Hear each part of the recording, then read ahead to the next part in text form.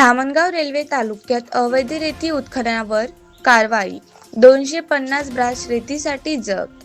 अमरावती जिल्ह्यातील अवैध रेती उत्खननावर नियंत्रण ठेवण्यासाठी प्रशासनाकडून कडक कारवाई करण्यात येत असून धामणगाव रेल्वे तालुक्यातील वर्धा नदी पात्रालगत मोठी कारवाई करण्यात आली आहे.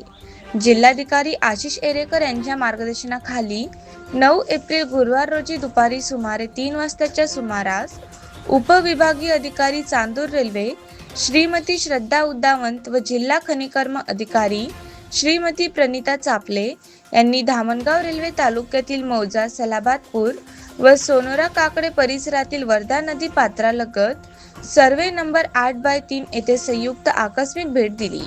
या पाहणी दरम्यान या ठिकाणी विना नंबर प्लेटची कोबेलोको SK 220 पोकलँड मशीन तसेच MH40 CD 1935 क्रमांकाचा डिझेल टँकर आढळून आला.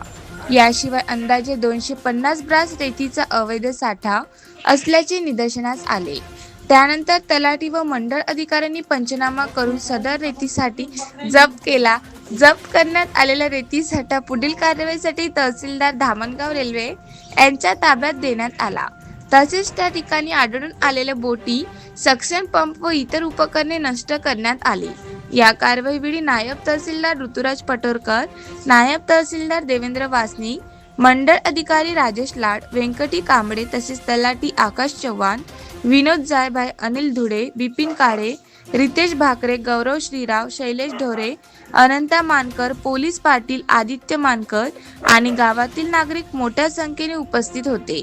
यानंतर उपविभागीय अधिकारी श्रद्धा उद्दावंत यांनी जप्त करण्यात आलेल्या रेती साठ्याचा गौण खनिज नियमानुसार जाहीर लिलाव करून त्यातून मिळणारा महसूल शासकीय खजिन्यात जमा करण्याच्या सूचना तहसीलदार धामणगाव रेल्वे यांना दिल्या.